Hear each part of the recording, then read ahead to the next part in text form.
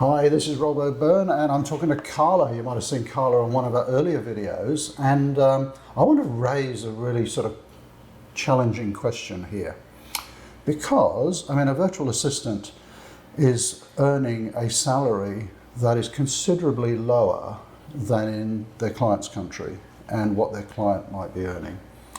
And I just wonder what virtual assistants think about that.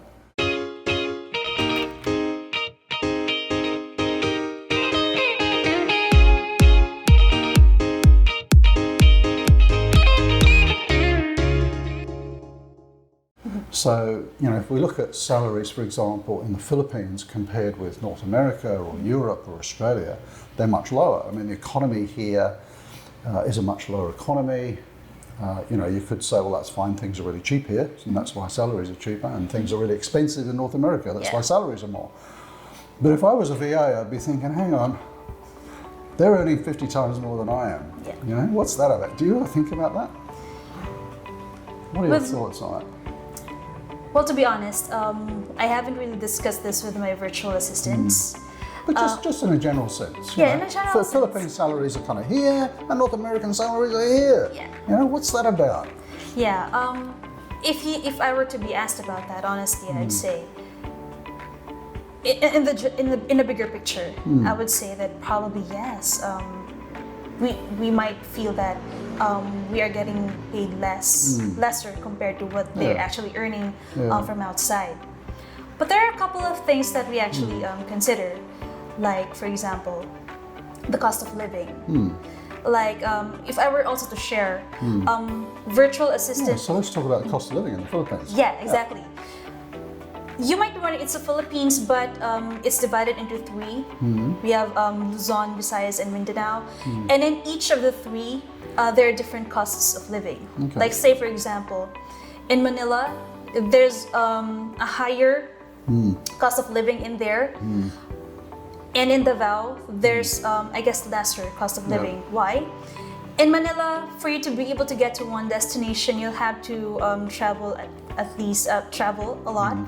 Probably ride a bus, and then take a jeep, and then take a train before you get to your destination. In here, it could only take about one jeepney ride. So that's huge difference. So I must say salaries in there are actually higher compared to what we are earning from here. And basically, it's based on the cost of living. So I guess one of the biggest costs of living for any country is going to be housing. Just basic sort of food and things like that.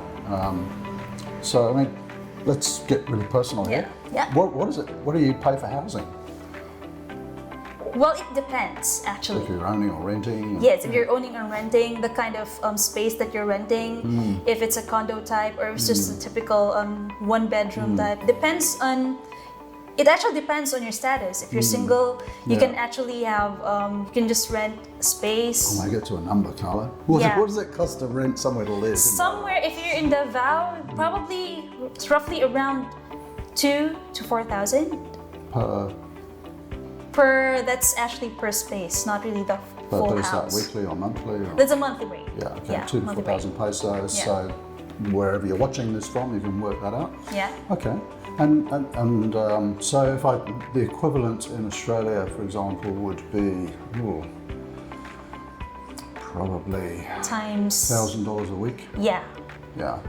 If it's converted, so that's the conversion is 37, so it's probably 37 times more expensive in Australia. It is. Okay, so what would you spend on food a week? Food a week? It also depends. If you're single, if you have kids. Like for me, a week I would be spending roughly around 3,000. 3,000, because in our house we're feeding 5 people. Oh, okay. Myself included.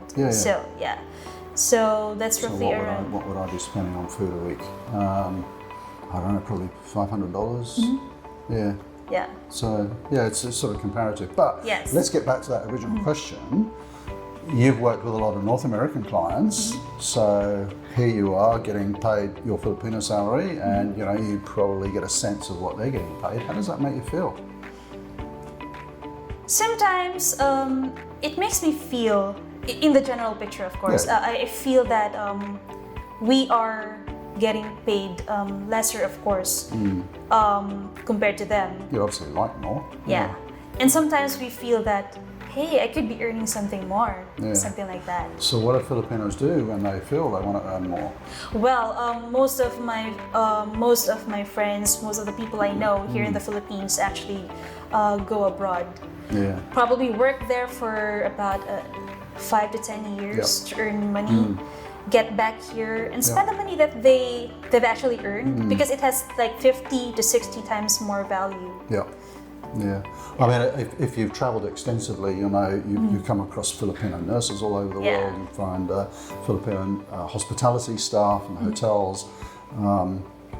I won't digress too much, but if you travel around Southeast Asia, what does every major hotel have? A Filipino band. What is it? Why couldn't so many Filipinos sing? Yeah. We were talking about that over coffee yesterday. You're kind of brought up with music, aren't you? It's amazing. Yeah. But yeah, so in terms of salaries, I think, you know, why do I want to raise that? Because I guess from my perspective, working as a VA is a reasonable salary. It's a secure job.